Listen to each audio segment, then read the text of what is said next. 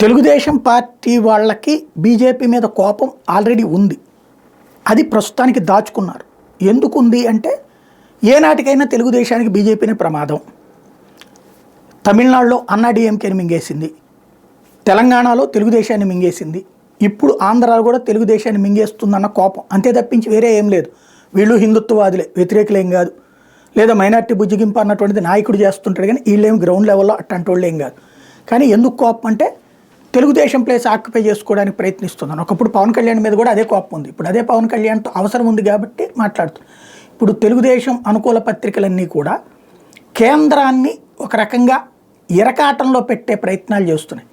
ఏంటి, డబ్బులు అప్పులు తీసుకుంటుంటే జగన్ ఆపడా కేంద్రం, ఇప్పుడు ఆపిచ్చారు. ఆపించడం వల్ల భారతీయ జనతా పార్టీకి సమస్య ఏంటి? రేపు వైసీపీ ఏం చెప్పుద్ది, అదిగో తెలుగుదేశం బీజేపీ పొత్తు కాబట్టి డబ్బులు అందనియట్లేదు, చూసారా ఏడిపిస్తున్నారు అని చెప్పి వెళ్తుంది కదా. అలా చెప్పినా అదిగో చూసారా ఇప్పుడు ఆపాము, రేపు పొద్దున మేము వస్తే మాత్రమే మీకు డబ్బులు అందుతాయి అని చెప్పడమే ఇక్కడ తెలుగుదేశం ఉద్దేశం. ఒకవేళ ఆపకపోతే కేంద్రం బీజేపీ మీద కోపగించుకుంటారు, బీజేపీకి వ్యతిరేకంగా వార్తలు రాస్తారు. మరొక వైపున ఎన్నికల సంఘం వీళ్ళు తమ మాట వినాలి. ఈనాడు ఆంధ్రజ్యోతి వార్తలు రాస్తే దాని మీద తెలుగుదేశం వెళ్ళి కంప్లైంట్ ఇస్తుంది, దాని మీద ఈసీ స్పందించాలి.